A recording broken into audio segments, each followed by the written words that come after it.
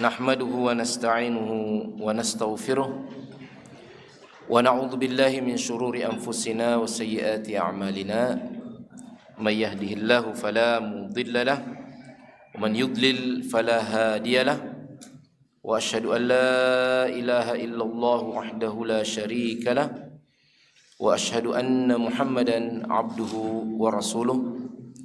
Allahumma salli wa sallim wa barik wa an'im ala hadzal nabiyil karim wa ala alihi wa ashabihi ajma'in, amma ba'd.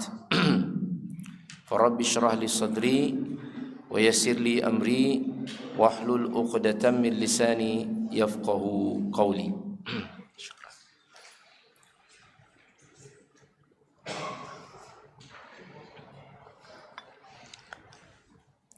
Para ikhwah sekalian yang dimuliakan oleh Allah Subhanahu wa taala, alhamdulillah di malam hari ini kita diberikan kesempatan oleh Allah Subhanahu wa taala untuk kembali berada dalam majelis ilmu, majelis zikir yang penuh berkah ini. Betapa tidak di malam hari seperti ini banyak yang berkegiatan di antara manusia, namun Allah Subhanahu wa taala memilih di antara mereka hamba-hambanya yang dapat meluangkan waktu bermujahadah menghadiri majelis ta'lim, majelis ilmu, majelis zikir seperti yang kita lakukan pada malam hari ini. Dalam satu riwayat Rasulullah sallallahu alaihi wasallam mengatakan, "Majtama'a qaumun fi baitin min buyutillah yatluna kitaballah wa yatadarasuna bainahum illa nazalat alaihimus sakinah wa ghashiyatuhumur rahmah wa haffathumul malaikah wa dzakarahumullahu fi man 'indah."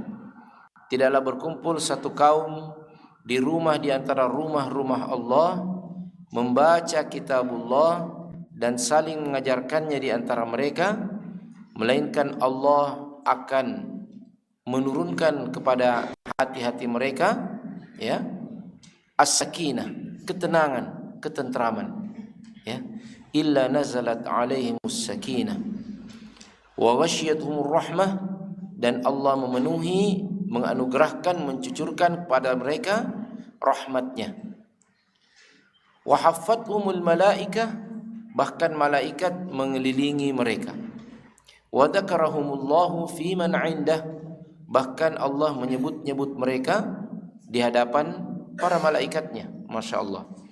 Ini adalah merupakan keutamaan yang sangat luar biasa.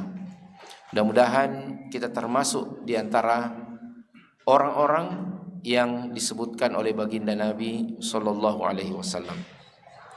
Ikhwah sekalian yang dimuliakan Allah, pada malam hari ini kita akan membaca satu kitab yang sangat luar biasa berjudul Nafhatu Abir min Siratil Bashirin Nadhir, yaitu kitab tentang As-Sirah An-Nabawiyah, kitab tentang bagaimana peri kehidupan baginda Rasulullah sallallahu alaihi wasallam.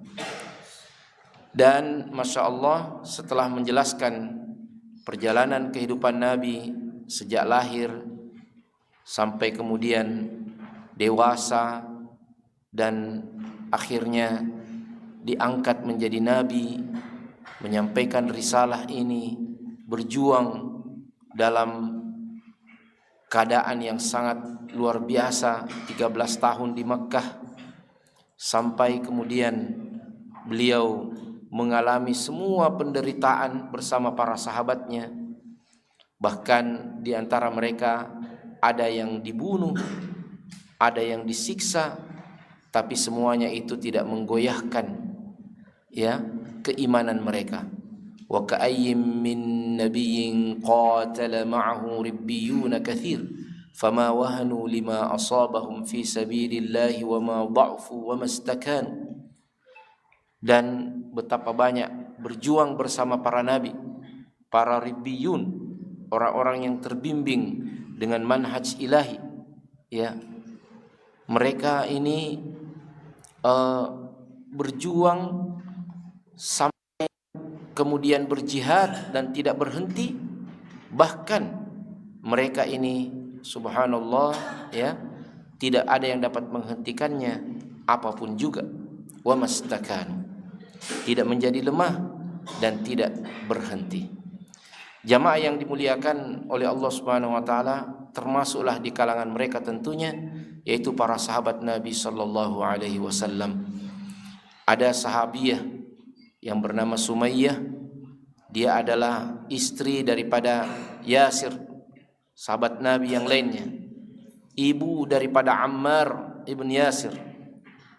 Beliau ini sampai disiksa dan ditusuk dari bagian bawah tubuhnya sampai tembus ke bagian atas, tapi itu tidak menggoyahkan dia dari jalan Allah Subhanahu wa taala. Sampai kemudian Rasulullah sallallahu alaihi wasallam hijrah. Peristiwa hijrah ini sangat luar biasa, menandai satu gelombang kekuatan yang mulai terwujud. Nabi sallallahu alaihi wasallam mengumpulkan para sahabatnya dan kemudian secara bertahap hijrah ke Yathrib, di mana di Yathrib inilah yang kemudian nanti bernama Al-Madinah An-Nabawiyah atau Madinatul Rasul, menjadi tempat berkumpulnya para orang-orang beriman, baik dari kalangan muhajirin, yaitu orang-orang yang datang dari Makkah, kemudian disambut oleh kalangan Ansar, yaitu penduduk Yathrib, penduduk Madinah yang telah masuk Islam. Peristiwa hijrah ini didahului dengan perjanjian setia, Bai'atul Aqabah yang pertama dan kedua, yang menjadi agreement, ya, menjadi satu kesepakatan yang luar biasa antara para sahabat dari kalangan Ansar bersama dengan baginda Nabi sallallahu alaihi wasallam. Subhanallah, ketika telah hijrah ini dengan peristiwa yang sangat luar biasa, ya, dengan peristiwa-peristiwa yang mendebarkan bagaimana Nabi hendak dibunuh, bagaimana dia mengambil arah yang berbeda dengan arah yang seharusnya, bersembunyi di Gua Thaur, ya. Kemudian beliau menyewa penggembala kambing untuk menghapuskan jejaknya, sekaligus untuk persediaan logistik. Bagaimana beliau menyewa seorang penunjuk jalan yang kafir, ya, demi mendapatkan jalan yang tepat dalam peristiwa hijrah ini, sehingga sampailah beliau di Madinah An-Nabawiyah dengan penuh kemuliaan, dengan penuh izzah dan kemenangan. Masya Allah.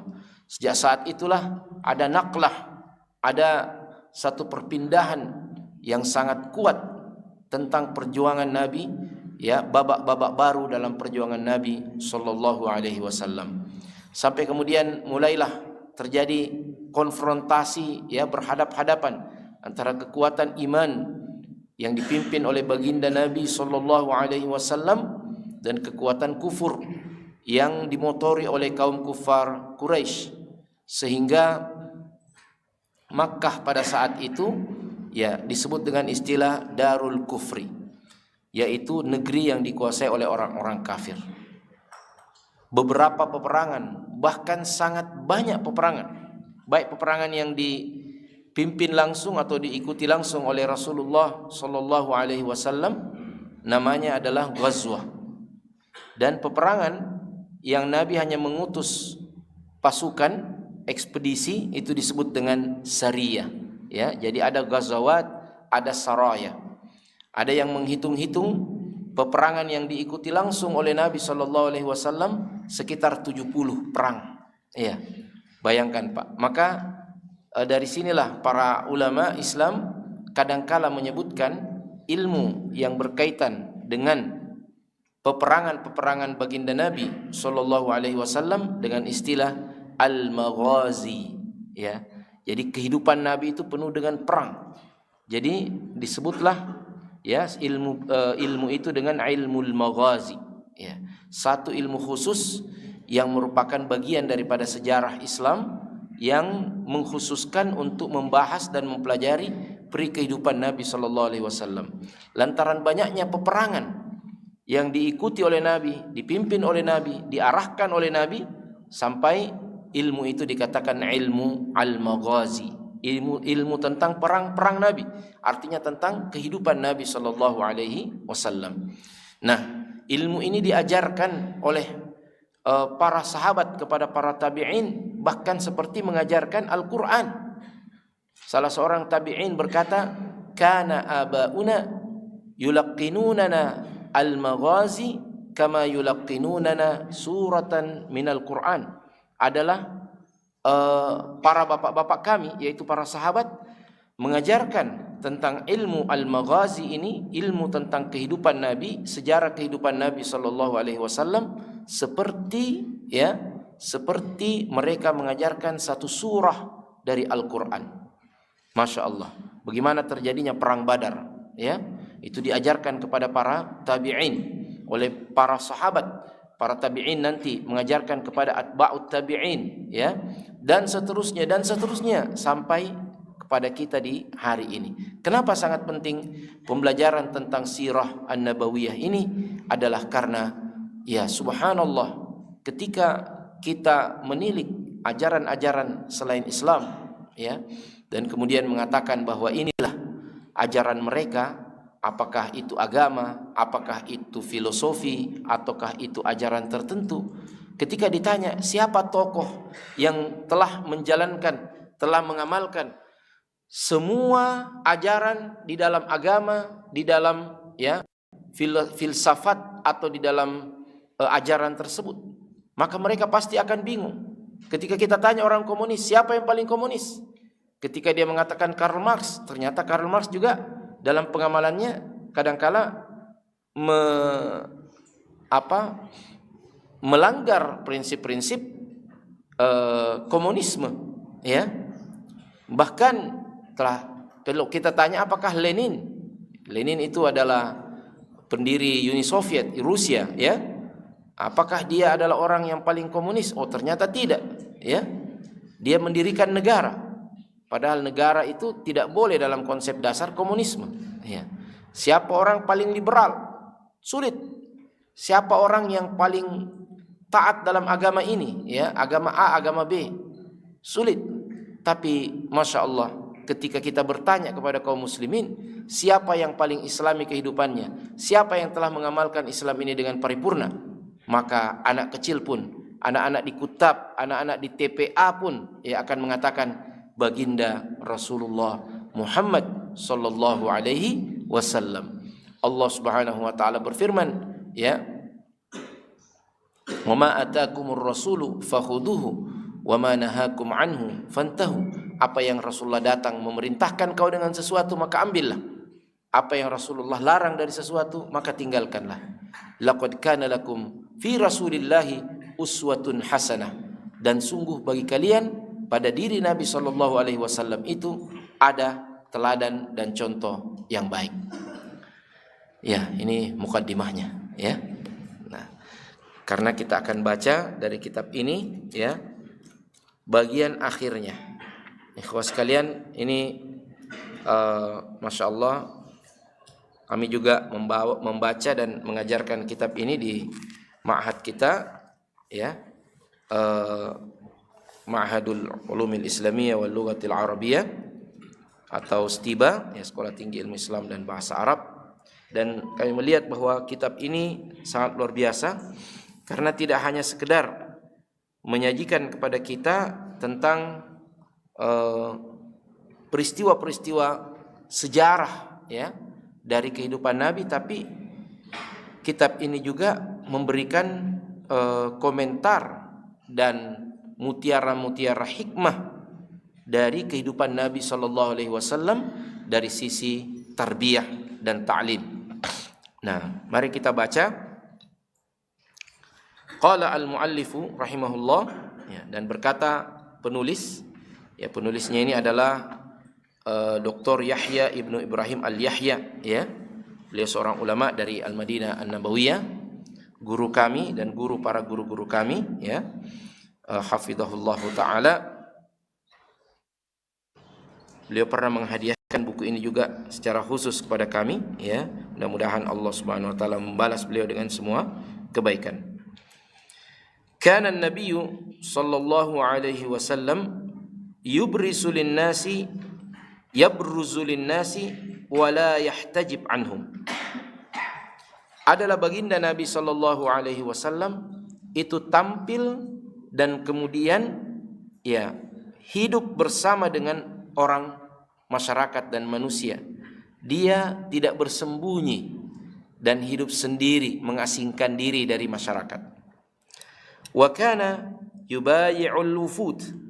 Beliau kadang-kala membaiat atau mengambil janji setia dari para al-wufud, yaitu orang-orang utusan. Wala yunibu ahadan min ashabihi, dan beliau tidak mewakilkan ya untuk pengambilan janji setia itu kepada salah seorang di antara sahabatnya. Wala yaktafi bikabiril wafdi bal yubayi'uhum wahidan wa ahyanan yaji'ur rahtu minan nasi liyubayi'uhu fara yara fi ahadihim madharan min madahir syirki min baqayal jahiliyati fayaba an yubayi'ahu hatta yuzilah. Dan beliau tidak hanya sekedar mencukupkan diri ya ketika membaiat para utusan-utusan itu hanya dengan melihat pembesar daripada utusan tersebut. Bahkan beliau membaiat seorang demi seorang, dan kadangkala ketika datang satu rombongan yang jumlahnya sekitar 10-an dan mereka membaiat Nabi SAW, kemudian Nabi melihat ada penampilan seorang di antara mereka yang meninggalkan jejak kesyirikan ya dari sisa-sisa jahiliyah, maka Rasulullah enggan untuk membaiatnya sampai kemudian dia menghilangkan hal tersebut ya. Ada yang pakai gelang-gelang jimat ya, Rasulullah suruh hilangkan. Ada yang ya dengan bentuk-bentuk salib ya, beliau suruh hilangkan. Subhanallah. Fa'an Uqbah ibn Amir al-Juhani radhiyallahu anhu anna Rasulullah sallallahu alaihi wasallam aqbala ilaihi rahtun fabaya'a tis'atan wa amsaka an wahid. Dari Uqbah ibnu Amir al-Juhani radhiyallahu anhu bahwasanya Rasulullah sallallahu alaihi wasallam datang kepadanya sekelompok orang ya, maka dia pun membaiat 9 orang di antara mereka dan menahan baiat ya 1 orang di antara mereka. Faqalu ya Rasulullah bay'ata tis'atan wa tarakta hadha. Maka mereka berkata, ya Rasulullah, kau sudah membaiat 9 orang dan kau tinggalkan seorang ini ya. Qala inna alaihi tamimah ya, dia masih pakai jimat ya. Subhanallah. Fa'adkhala yadahu faqata'aha fabaya'ahu. Kemudian ya dia mengambil tangannya, memasukkan tangannya, kemudian memotong jimat itu, kemudian dia dibaiatlah oleh Nabi sallallahu alaihi wasallam. Kemudian Nabi sallallahu alaihi wasallam bersabda, "Man 'allaqa tamimatan faqad asyrak." Siapa yang pakai jimat, sungguh dia telah melakukan perbuatan syirik. Ya, Masya Allah. Jadi tidak formalitas saja. Nabi sallallahu alaihi wasallam mendidik para sahabatnya itu langsung. Ini menunjukkan betapa Rasulullah sallallahu alaihi wasallam itu tidak ada waktunya yang kosong. Tidak ada yang tidak termanfaatkan. Dengan apapun juga, dengan kegiatan yang sangat luar biasa. Ya.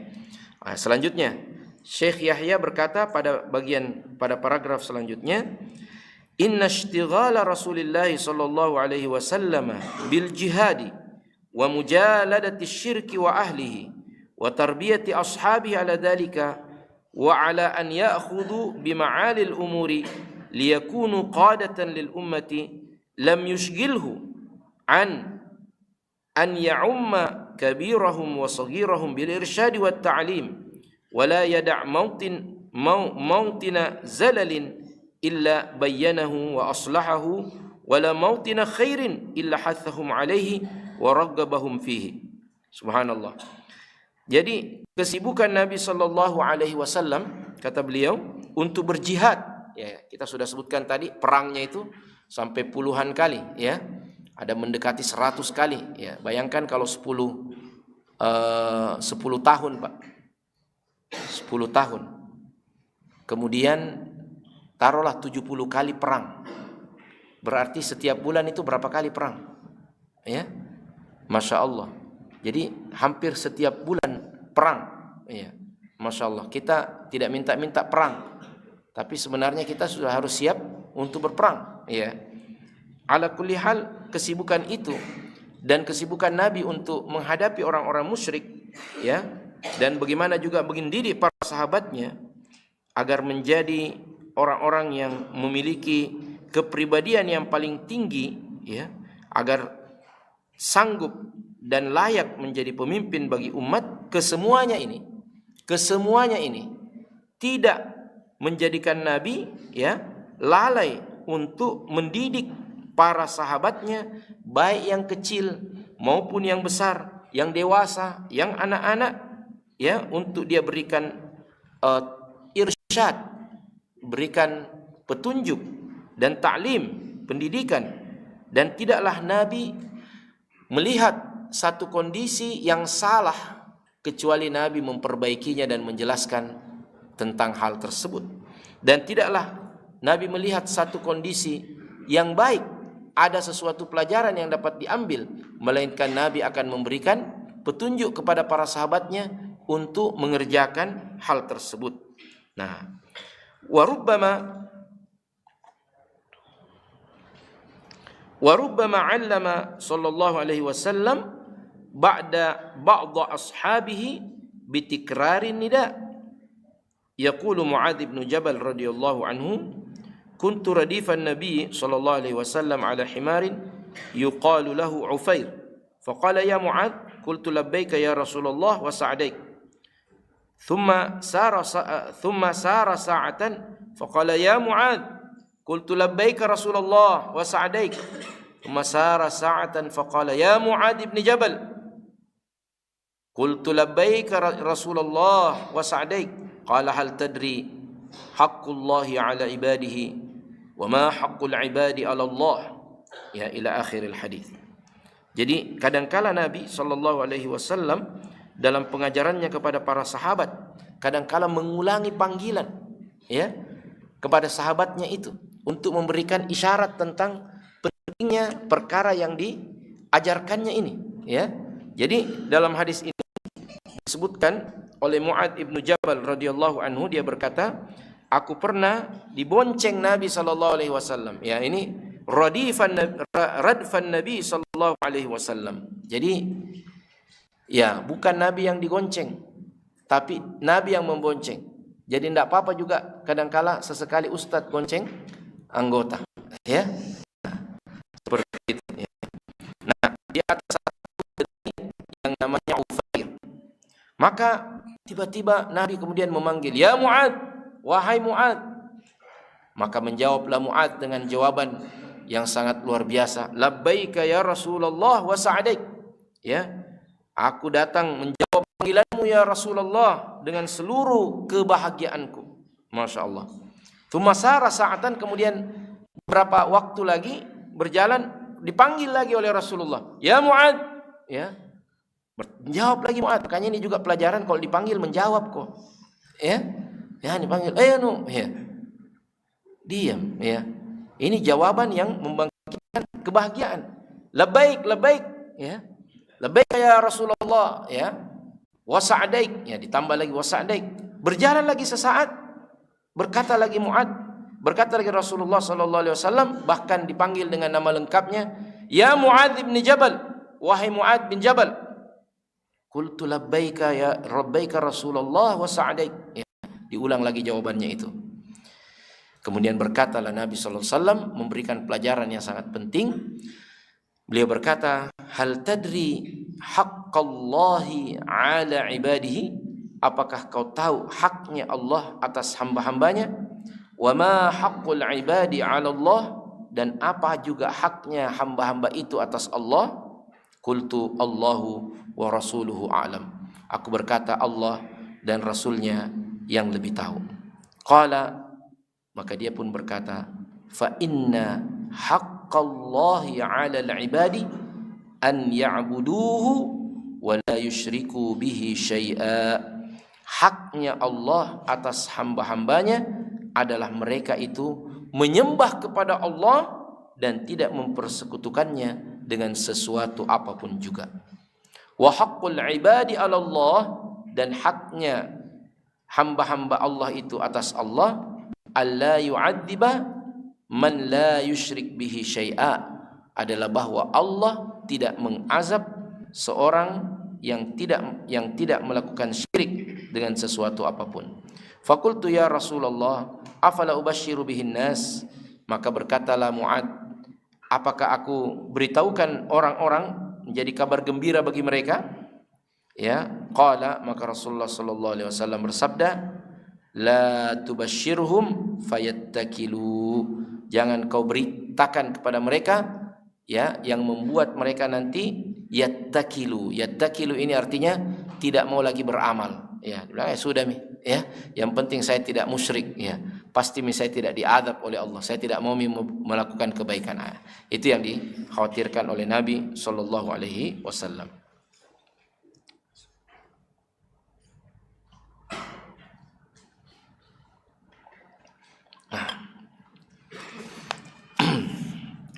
Wa qad ba'atha Rasulullah sallallahu alaihi wasallam Mu'adzan mu'alliman li ahli Yaman, dan Rasulullah sallallahu alaihi wasallam telah mengutus Mu'adz sebagai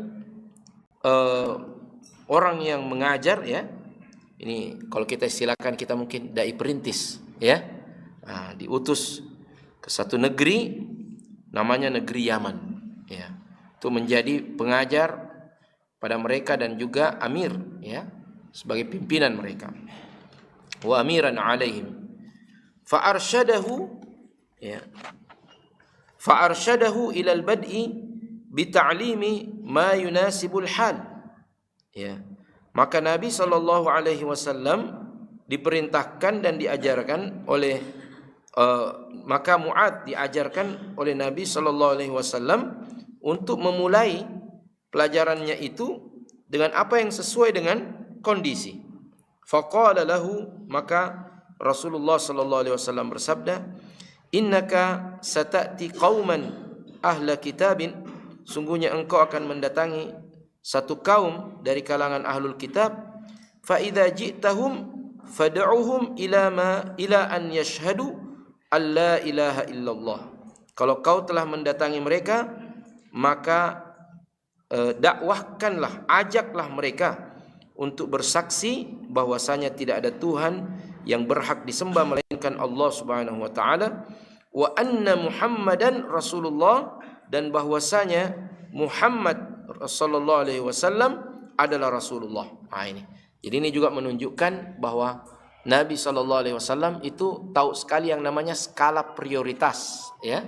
Nabi sallallahu alaihi wasallam sangat mengetahui yang namanya skala prioritas. Jadi yang pertama diajarkan adalah tauhid, ya. Kemudian Nabi sallallahu alaihi wasallam mengatakan, fa inhum ata'u laka bidzalik fa akhbirhum anna Allah qad farada alaihim khamsa salawatin fi kulli yaumin wa lailah.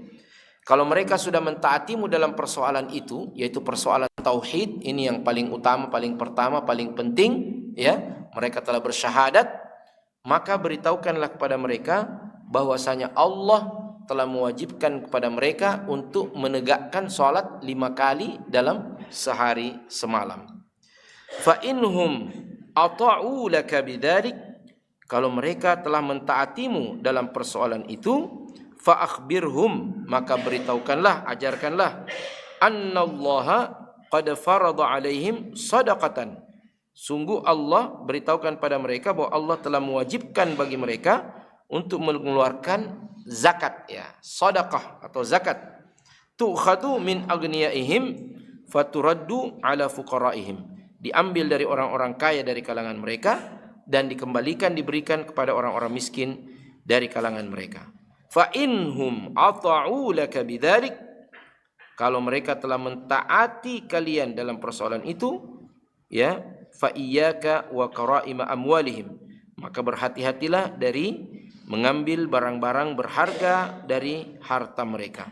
Wattaqi da'watal madlum, dan takutlah doanya orang yang terzalimi. Fa innahu laisa bainahu wa bainallahi hijabun, karena sungguhnya tidak ada di antaranya dan Allah ya penghalang. Subhanallah ya. Jadi ini adalah bagaimana Nabi SAW memberikan petunjuk ya, istilahnya bagaimana juklak ya, petunjuk pelaksanaan daripada tugas-tugas yang diberikan oleh beliau kepada para sahabatnya. Termasuk ketika beliau mengutus Mu'adz bin Jabal. Ketika beliau mengutus Mu'adz bin Jabal, diberitahukan dulu bahwa penduduk Yaman itu adalah ahlul kitab. Maka kalau kau mengajar pada mereka ya, kenapa perlu diberitahu bahwa mereka ahlul kitab? Karena ahlul kitab ini ya, ahlul kitab itu adalah siapa? Yahudi dan Nasrani ya. Mereka ini mengambil ajaran agama yang sumbernya sama dari Nabi SAW sebenarnya ya, yaitu dari risalah dan perintah Allah yang diturunkan kepada Nabi Musa dan Nabi Isa ya. Masih ada tersimpan dalam ajaran mereka sisa-sisa ajaran Allah Subhanahu wa taala. Tapi sayangnya mereka menyimpangkan hal tersebut sehingga mereka menjadi kafir. Ya. Menjadi masuk dalam kelompok yang bukan Islam. Tapi di sini ada talabbus kadangkala ya. Kan mereka juga menyembah Allah ya. Mereka juga membawa risalah dari Nabi ya. Nah, inilah Nabi SAW perlu memperingatkan mereka ahlul kitab. Dan juga dalam muamalah terhadap ahlul kitab memang ada perbedaan dengan muamalah terhadap orang-orang musyrik ya. Ahlul kitab Yahudi dan Nasrani halal untuk kita makan sembelihannya selama sembelihan itu tidak memakai atau menggunakan nama selain nama Allah ya. Nah, jadi kalau dia menyembelih juga dengan nama Allah, maka halal dimakan sembelihannya. Demikian juga ya, ini memang masih apalagi namanya perlu penjelasan ya. Hukum asal daripada wanita-wanita ahlul kitab itu boleh dinikahi. Wal muhsanatu minal ladina utul kitab, kata Allah, wanita baik-baik ya dari kalangan ahlul kitab ya. Ini asalnya boleh dinikahi. Tapi dalam kondisi kita seperti di Indonesia ini ya, pernikahan campur itu difatwakan haram oleh para ulama kita karena demikian banyak kemudaratannya, terutama kemudaratan dari sisi akidah ya, dari sisi akidah ya. Ini banyak terjadi pemurtadan diakibatkan perkawinan campur. Nah, ala kulli hal mereka ahlul kitab. Maka Nabi SAW mewanti-wanti hal tersebut. Innaka ta'ti qauman ahla kitab. Kau datangi nanti satu kaum dari ahlul kitab. Maka jadikan prioritasmu untuk mereka bersyahadat. Ya, bersyahadat ini penting sekali. Ya, karena dengan bersyahadat itu mereka masuk Islam dan melepaskan akidah kekafirannya. Apakah itu Nasrani, apakah itu Yahudi. Hal ini juga menjadi dalil bahwa ya, tidak ada itu istilah, mohon maaf, apa yang sekarang digembar-gemborkan oleh dunia global termasuk di beberapa negara Islam dengan apa yang mereka sebut dengan agama Ibrahimiyah atau Abraham ya, agama Abraham. Kita ini dengan Yahudi sepupuji ya. Jangan apalagi namanya memaksa, tidak ada yang memaksa. Tetapi perlu menjadi perhatian kita semua bahwa tidak akan sah keislaman kita selama kita tidak mengingkari kekafiran. Ya ini ya, ini catatan ini. Termasuk mengingkari keyakinan-keyakinan ahlul kitab, yaitu orang Yahudi dan Nasrani. Orang Yahudi bagaimana? Wa qalatil yahud Uzairu ibnullah. Mereka berkata Uzair, Ezra itu anak Allah.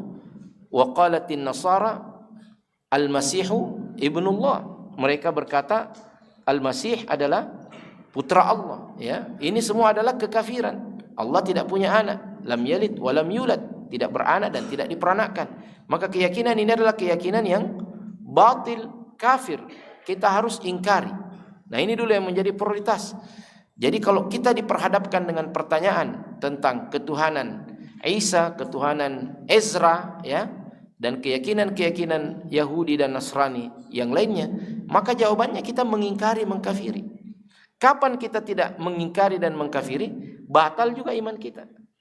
Karena kita tidak mengkafirkan apa yang telah dikafirkan oleh Allah dan Rasulnya. Ya, ini penting. Dan kita harus berkeyakinan, ada juga keyakinan sekarang dengan judul toleransi, tapi sebenarnya ya itu adalah kekufuran. Bagaimana bentuknya? Ya, dia katakan semua agama sama. Ya, karena mengajarkan kebaikan. Silahkan pilih. Ya, emangnya agama ini contoh? Ya, ya. Boleh pilih ya paha apa janda, ya, apa itu jantung daging, ya, boleh pilih apa, boleh pilih-pilih bagian-bagian daging. Bukan, agama ini pilihan seumur hidup, ya, pilihan kita untuk dunia akhirat, bukan main-main. Kalau Anda tidak memilih Islam, ya tidak selamat di akhirat. Inna dina indallahil Islam. Sungguhnya agama yang diterima di sisi Allah hanyalah Islam. Wa may yabtaghi ghairal islami dina fala yuqbala minhu wa huwa fil akhirati minal khasirin. Siapa yang mencari-cari agama selain Islam, maka tidak akan diterima daripadanya agama itu, dan dia di akhirat termasuk orang yang merugi. Jadi kita harus berkeyakinan kalau orang mati di atas agama selain Islam, ya, maka dia tidak akan selamat di akhirat. Ini namanya akidah keselamatan, an-najah, ya. Nah, kita jangan dipaksa, ya. Akui juga ini, selamat juga. Nggak mau, ya. Emangnya kok siapa mau paksa-paksa saya? Ya.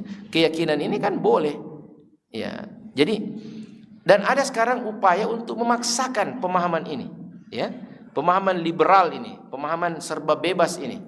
Ya, ini yang saya istilahkan dengan fasisme liberal, ya. Dia berpemahaman liberal. Kalau kau memang konsisten, taruhlah dengan pemahaman liberal, biarkan juga orang punya pendapat lain, ya kan? Ini kau tidak mau orang punya pendapat selain pendapatmu, kau juga fasisme, ya, seperti Hitler, ya, memaksakan pendapatnya.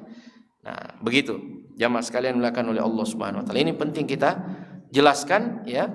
Nah, adapun masalah toleransi, bagaimana sikap kita kepada non muslim, ini ada babnya yang lain. Ya, Allah tidak melarang kita untuk berbuat baik. Ada yang sakit, ya, kita tolong. Ada kecelakaan, tidak ditanya dulu agamamu apa, ya, tolong aja dulu, ya kan. Nah, terjadi banjir, ya kita tolong siapapun, mau muslim non muslim, namanya kemanusiaan, ya.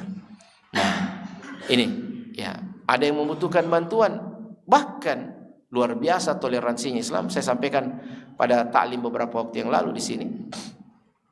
Dalam kondisi perang ini, perang, sedang terjadi perang antara kaum muslimin dan kaum kafirin. Kemudian datang seorang dari mereka minta maaf, menyerah kepada seorang di antara kaum muslimin, wajib untuk diberi perlindungan. Allah berfirman di dalam surat At-Taubah ayat ke-6, wa in ahadum minal musyrikin istajaraka fa'ajirhu hatta yasma'a kalamallahi thumma ablighu ma'mana. Kalau datang seorang di antara mereka, orang musyrik itu, minta perlindungan kepada salah seorang di antara kalian, maka berilah perlindungan itu sampai mereka memiliki kesempatan untuk mendengarkan kalamullah, ya. Ini diamalkan oleh Rasulullah, diamalkan oleh para sahabat, para tabi'in, sampai kaum muslimin beratus-ratus tahun lamanya. Yang sangat fenomenal adalah peristiwa perang Maladikirt, ya, antara kaum muslimin yang diperankan pada saat itu oleh Bani Saljuk, ya, Sultan Alep Arselan, dan kaum Romawi, ya, dalam hal ini Romawi Timur namanya, kerajaan Bizantium, kaisarnya yang bernama Kaisar Romanus, ya. Ini sangat dramatis, ya, luar biasa. Kaum muslimin tidak sampai jumlahnya 20.000. Sementara kaum kufar, ya, Nasrani ini, ya, Ini orang Romawi berjumlah, ada yang mengatakan 100.000, ada yang mengatakan bahkan 200.000. Ya. Bahkan ada yang mengatakan 400.000. Taruhlah 100.000 saja ya. Ini sudah 1 banding berapa?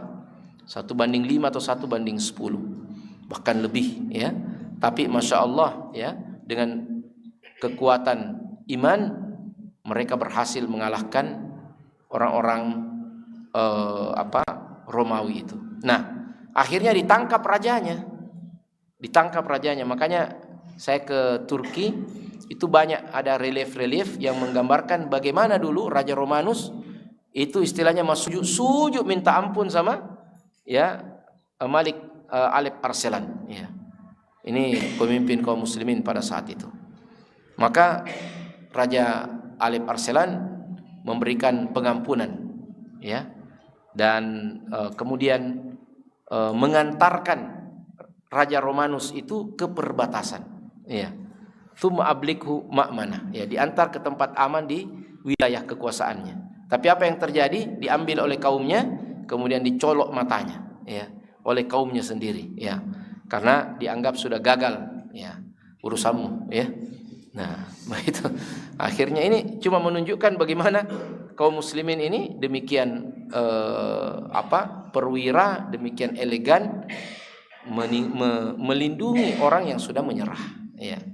Baik, jadi Islam mengajarkan toleransi dengan demikian luar biasa ya. Toleransi tidak berarti kita membenarkan ajaran agama orang lain. Kita tetap teguh dengan ajaran agama kita, tapi kita memperlakukan mereka sebagai manusia. Ya, selama kau tidak memerangi kita, maka kita akan berbuat baik kepada kalian, melindungi kalian, memberikan hak-hak kalian. Nah, seperti itulah kaum muslimin sepanjang zaman. Nah, sudah masuk waktu. Iya. Kita tambah sedikit sekali ya.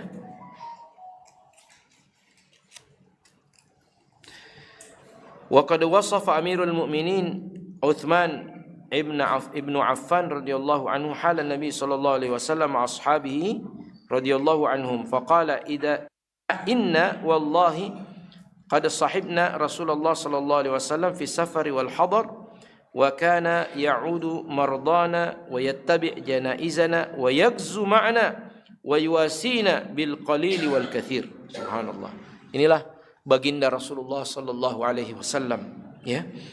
Dia berkata, yakni Utsman radhiyallahu anhu berkata, ya, kami demi Allah telah membersamai Rasulullah sallallahu alaihi wasallam baik dalam keadaan safar, keadaan bepergian ataupun keadaan yang sedang mukim tinggal, dan beliau orang yang mengunjungi orang-orang sakit di antara kami dan mengantar jenazah orang yang meninggal dan berperang bersama kami dan selalu berbagi kepada kami dengan hartanya yang sedikit atau banyak ya. Jadi Nabi hidup bersama dengan para sahabatnya, dengan masyarakatnya. Bahkan subhanallah ya, ini diceritakan oleh seorang sahabat bagaimana baginda Rasulullah sallallahu alaihi wasallam sampai kepada anak kecil saja ya, beliau perhatikan. Ada seorang sahabat yang lempar-lempar tamar, apa itu? Kormanya orang Ansar ya, anak yatim kodong ya. Enggak ada yang makan. Lempar-lempar itu. Maka kemudian berkatalah Rasulullah SAW, kenapa kau lempar? Ya, kenapa kau lempar itu kormanya orang, pohon kormanya orang? Dia bilang, lapar ya Rasulullah untuk makan. Kemudian Rasulullah mengatakan, jangan kau lempar miliknya orang. Tapi kalau ada yang jatuh, tidak apa-apa kau ambil. Ya, nah, begitu Rasulullah. Kemudian Rasulullah mengelus-ngelus kepala anak itu dan mendoakannya. Ya Allah, berikan dia ya kecukupan dari makanan dan buat dia kenyang dengan apa yang dia makan. Masya Allah ya, anak kecil saja Rasulullah perhatikan. Bahkan ada anak kecil yang punya peliharaan burung ya, peliharaan burung ya. Kemudian satu ketika Nabi SAW bertanya ya Aba Numair, mada fa'alan Nughair? Nama burung itu Nughair. Maka Rasulullah bertanya, wahai Abu Numair, bagaimana keadaannya burungmu itu? Ya, subhanallah, burung pun diperhatikan oleh Nabi SAW. Ya, jadi tidak ada sisi-sisi kehidupan melainkan kita bisa mengambil contoh dan teladan dari Nabi sallallahu alaihi wasallam. Marilah kita belajar ya sirah Rasulullah sallallahu alaihi wasallam yang akan memberikan kepada kita ya pelajaran yang paripurna, pelajaran yang sempurna tentang bagaimana hidup dengan Islam ini, ya. Bagaimana hidup dengan ajaran Islam yang paripurna ini. Mudah-mudahan Allah Subhanahu wa taala memberikan taufiknya kepada kita semua, dan dengan mengikuti jejak dan peri kehidupan Nabi, meneladani beliau, menapaktilasi kehidupannya, ya. Kita iktidak dengan athar beliau, Allah Subhanahu wa taala merahmati kita dan membuat kita bisa berjumpa dengan Rasulullah sallallahu alaihi wasallam di surga, di jannah, kelak di jannah Allah Subhanahu wa taala nantinya. Aqulu qauli hadza wa astaghfirullah li wa lakum wa lisairil muslimin. Subhanakallahumma wa bihamdik asyhadu an la ilaha illa anta astaghfiruka wa atubu ilaik. Wassalamu alaikum warahmatullahi wabarakatuh.